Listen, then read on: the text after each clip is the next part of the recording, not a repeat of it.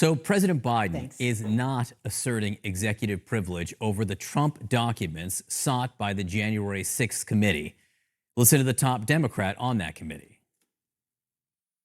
We should, I think, get those documents soon because the sitting president has the primary say on executive privilege.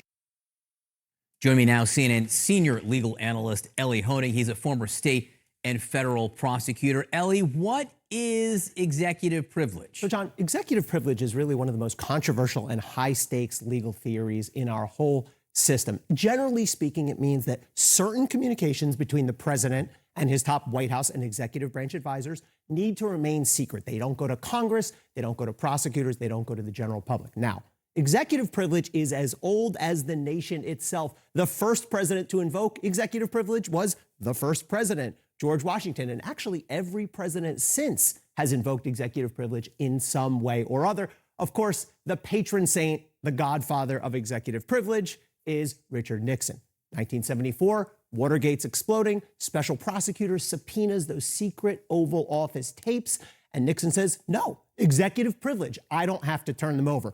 That case goes to the Supreme Court, and the Supreme Court issues sort of the ultimate good news, bad news ruling. Good news, we recognize executive privilege, it's a thing. Bad news, Richard Nixon, is you lose on the balance. And here's the balance. On the one hand, there is a valid need for protection of communications between high government officials. On the other hand, the public has a right to every man's evidence. Nixon loses, the tapes go over. 3 weeks later, approximately, Richard Nixon resigns. That is an important part of our history. That's the stakes we're talking about. No interpretation of executive privilege suggests that it should cover potential crimes or evidence of potential crimes. I think that's super important also.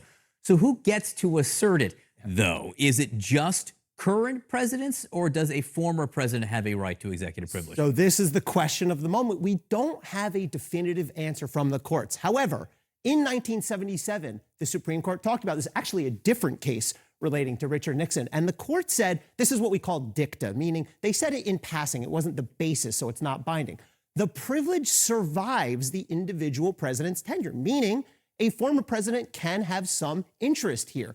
On the other hand, the court said, the current president is in the best position to assess the needs of the executive branch and invoke the privilege accordingly. Now, if we look at the way this has played out in recent history, 2001, George W. Bush exercises executive privilege over documents relating to Bill Clinton, who was his predecessor.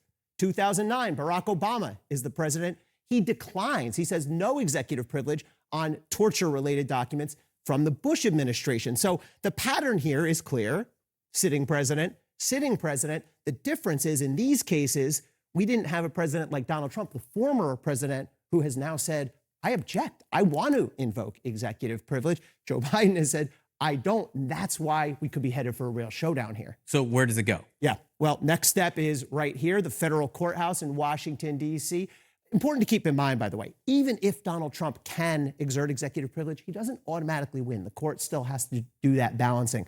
The calendar is so important, John. January 6, 2021. Look, they have a little more than a year until a new Congress takes office. That could be a Republican Congress. That could be the end of the committee. They're 9 months in already. So Congress needs to be ready to move quickly. The courts need to be ready to move quickly. By the way, important historical perspective here. The Nixon case, it took the amount of time from the subpoena until the Supreme Court ruling, 3 months. 3 months. Now, I don't think they're going to move that quickly here, but there's no reason it should take much more than that. They could. They certainly could, though. That just shows if they put their minds to it, it could move that quickly. Absolutely. It's up to the judges. Elie Honig, thank you very much for that. Thanks, Sean.